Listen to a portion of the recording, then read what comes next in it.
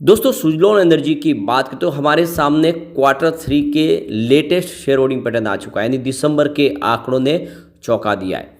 FI ने की है बहुत ज़बरदस्त खरीदारी और एक तरफ तो देख सकते हो कि एफआई बाजार में काफ़ी ज़्यादा अपना बिकवाली कर चुके हैं। उसके बावजूद भी जिस तरह से वो सुजलॉन में जम के खरीदारी कर रहे हैं वो क्या इशारा कर रहा है, और दूसरे कौन से और बड़े फंड हाउस है जिसने सुजलॉन में इन्वेस्टमेंट किया है, तो जानेंगे इस शेयर होल्डिंग पैटर्न के माध्यम से कि आखिर रुझान कैसा है इस स्टॉक को लेकर।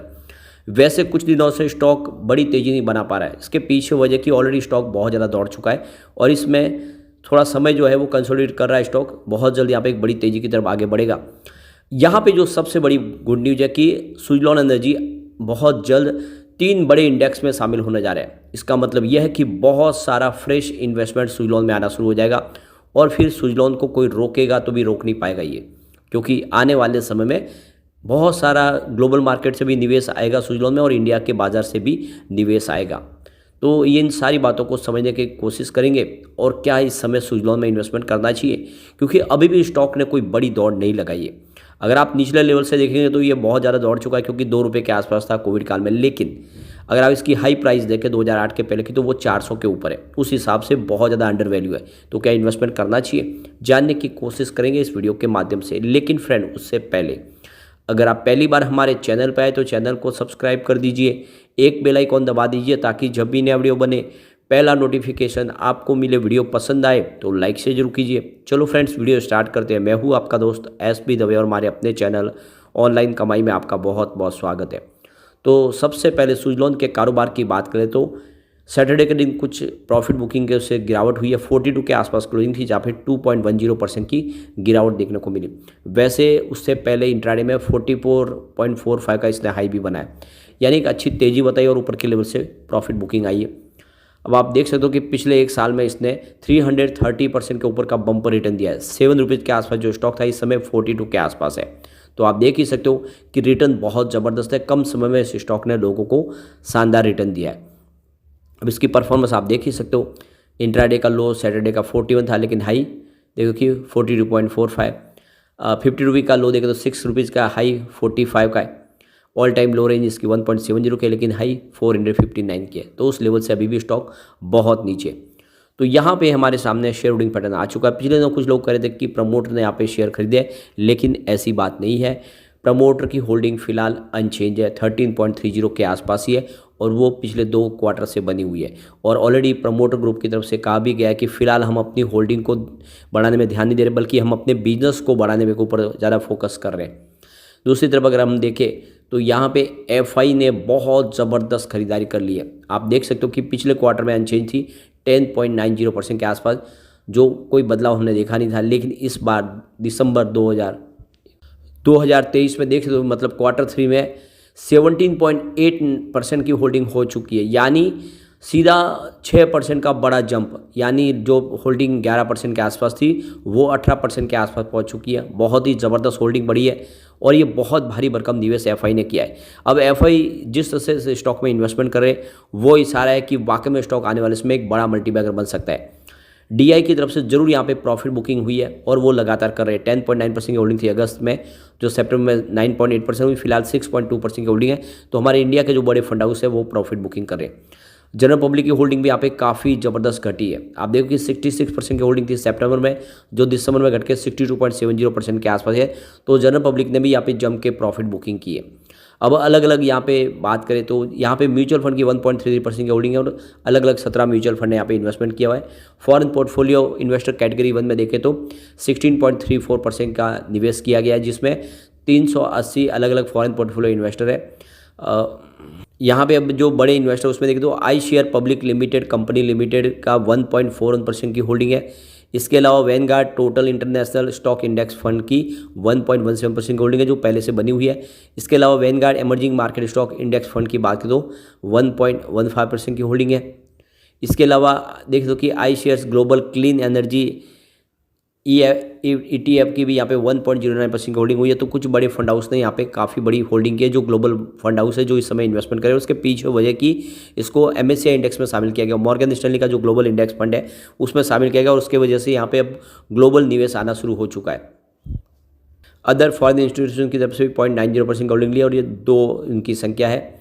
इसके अलावा अगर आप देखें तो फॉरेन इंस्टीट्यूशनल इन्वेस्टर की होल्डिंग भी 0.90 है। फॉरेन पोर्टफोलियो इन्वेस्टर कैटेगरी 2 में देखें तो 0.59% की होल्डिंग है, इनकी संख्या 17 के आसपास है।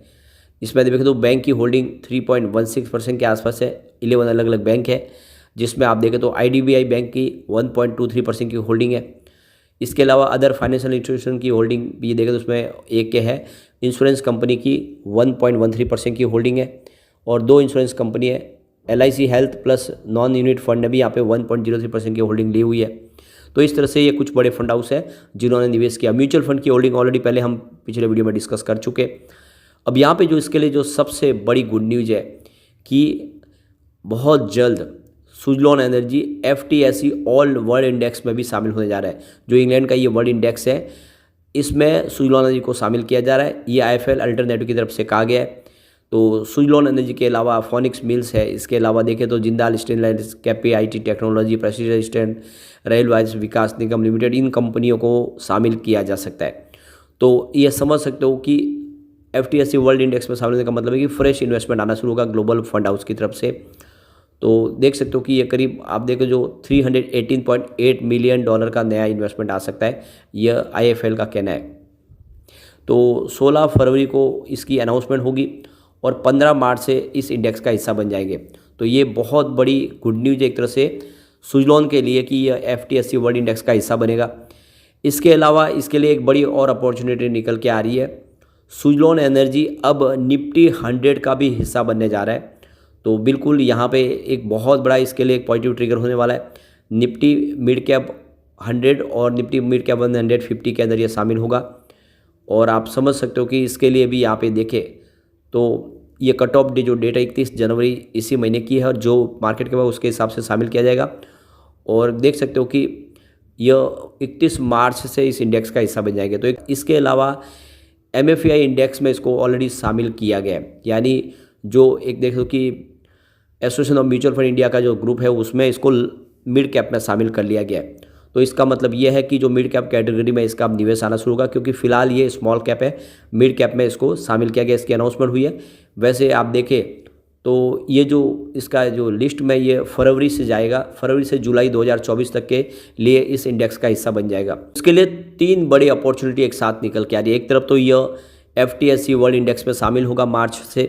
इसके अलावा देखें तो निफ्टी मिड कैप 100 के अंदर शामिल होगा और इसके अलावा यह MFI इंडेक्स में मिड कैप में शामिल हो जाएगा।